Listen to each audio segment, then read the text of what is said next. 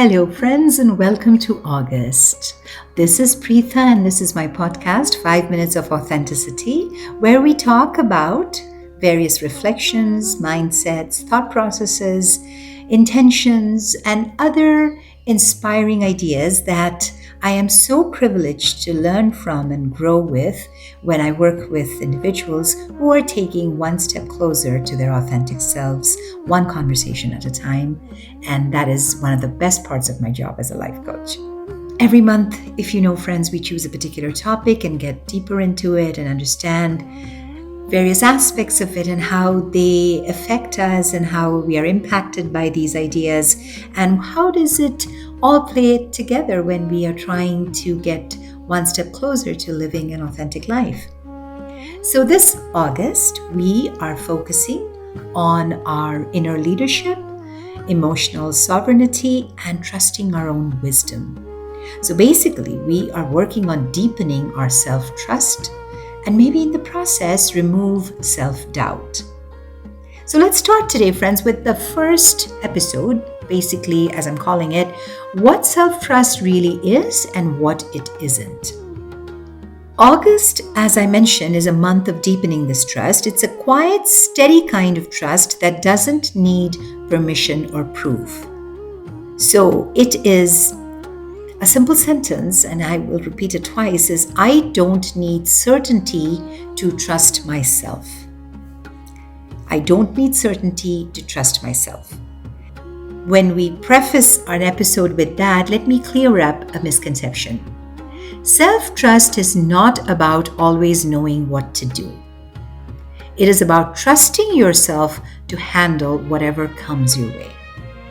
This resonates deeply with me at a personal level because when I was young and I was learning to pray, and my mom used to teach us various prayers and mantras, etc., one of the things I saw her practice, and she practices till date, and I hope I can learn from that, is she has never prayed for something.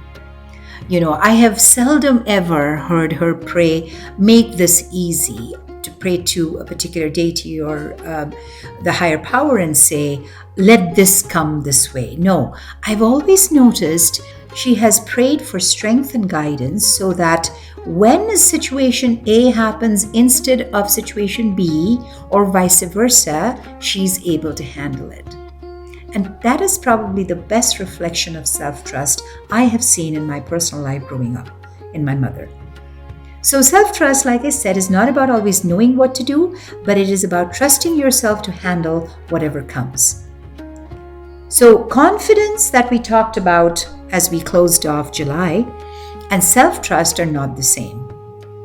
We mentioned courage comes before confidence. With an act of courage, when we take a step, and no matter what the outcome, we know we have taken that step, we come to a place of confidence. Self-trust is much more personal. It is not so outward focused. It is about your relationship with yourself, right? So confidence says, I know how to do this. Self-trust goes a level deeper. It says, even if I don't know, I will figure this out. You see where I'm going with this? So self-trust is built. It is not found. It grows through experience, through reflections, through choosing yourself again and again, and believe it or not, it comes through failures. Because once you have failed and learned to rise again, that is how your self-trust is built. That is how courage is also built. But that ability to trust oneself and know that, you know what, I don't have all my ducks in a row, but it's okay. We will figure it out as we go. Self-trust lives in the body. It is the exhale that softens your chest. It is the groundedness in your belly when you breathe in and breathe out. It is the quiet knowing and that feeling of being behind your ribs. Self-trust is the foundation of emotional sovereignty. It is the ability to stay rooted in yourself even when life gets loud, friends. It is that ability where you cannot predict what's going to happen, where things are not in your control, but you have this deep-rooted feeling inside that says, I got this. So today I ask you, friends, where in your life do you want to trust yourself more deeply? Don't worry about the certainty of it. Worry about the willingness. Think about that. Where in your life do you want to trust yourself more deeply? Or to word it more personally, ask yourself this: where in my life do I want to trust myself more deeply? Is it in my personal space? Is it in my professional space?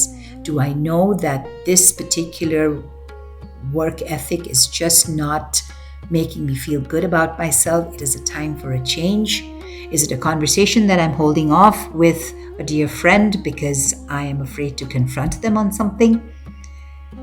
Self-trust gives you that power, friends, that allows you to say, I'm going to approach this conversation with honesty, with mindfulness and intention, and no matter what, because I am coming from a place of trust and I'm holding space for that, I know no matter what the outcome, it'll be okay. And I'm so glad I will do this. And I'm so glad I did it.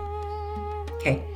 So we will get more into this as the month progresses, friends. Until next time, this is Pritha, and you were listening to 5 Minutes of Authenticity. Thank you.